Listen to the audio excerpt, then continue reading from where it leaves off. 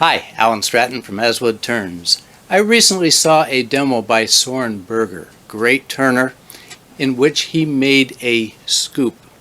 Now, I promptly wanted to make one like his.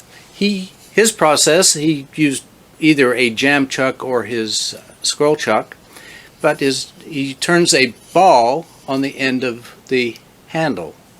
And so it requires that the ball be pretty near perfect. Now he uses a process in which he creates an octagon shape for the ball, which approximates the sphere, and then rounds it over.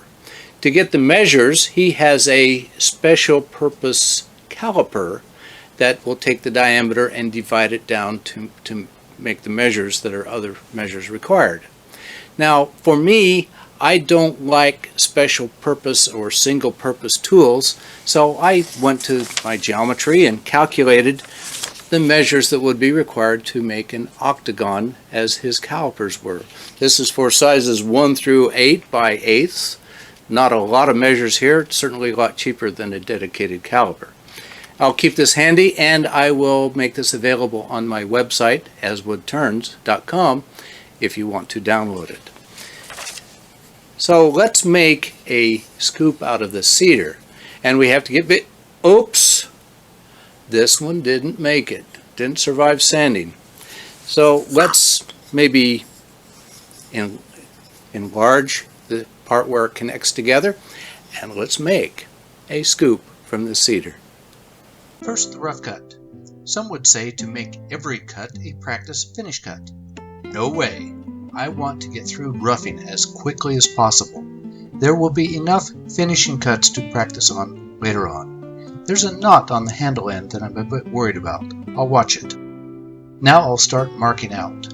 I'm setting my dividers to my target diameter. I need the diameter at least slightly larger than my scroll chuck jaw's grip. I chose 2.5 inches. I still have some to go, but I'll go ahead and start cutting a tenon on one end. Its only purpose is to provide clearance for when I shape. Next, I'll mark the opposite end and make a parting cut before starting to form the handle. Next, I'm consulting my cheat sheet to find out how long each face of the octagon needs to be. A piece of paper is a lot less expensive than a single-purpose caliper. Turns out that each face is 0.414 of the diameter. I'll want to turn each tenon down to about 1 1/16 inch, then mark that point with a pencil to make sure I don't lose track of it. Next, I'll remark the center, then center the dividers to mark the edges of the outer face. I've added another column to my cheat sheet for this measure, but from either end. But before doing much detail work, I'll waste away most of the handle. Next, I'll cut a straight chamfer to make each diagonal face. Then split each face with a new pencil line to use to do the final rounding. After rounding off the sphere, I'll cut the handle's first axis profile.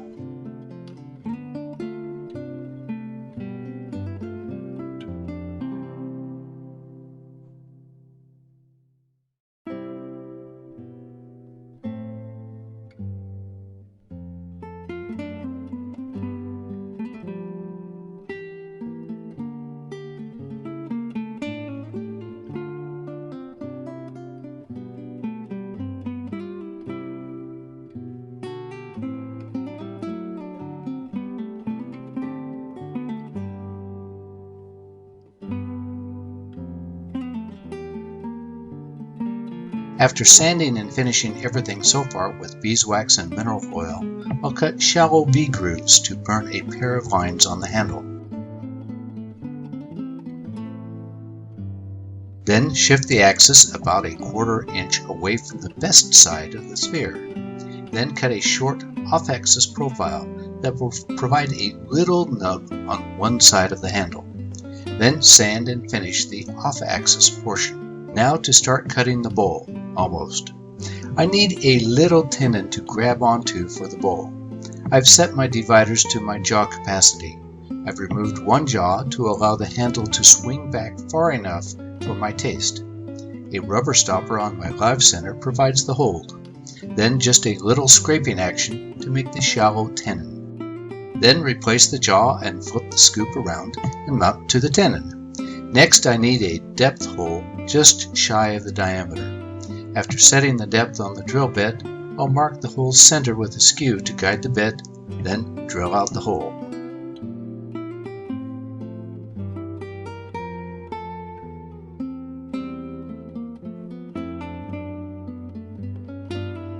Then for the fun and risky part, hollowing the bowl. The handle is now canted out toward me, forming a cone of danger. Danger either to me or to the handle. But other than that handle flying around sounding like a propeller, no worries. Let's do this first with a small gouge. Later, as the hole got deeper, this small gouge felt like it was flexing too much, and I switched to a scraper. I also cut away part of the top of the handle, just like Soren did.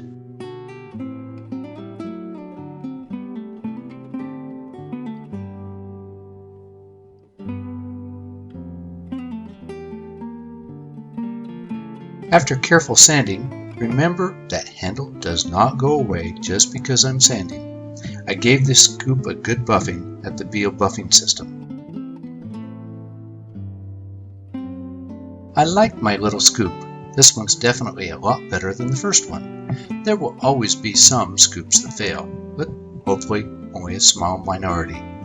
Thanks to Soren Berger, it's not scary, except for the prospect of coming into contact with that handle as it whips around the tiny bowl. That's all for this week's video. Please like this video.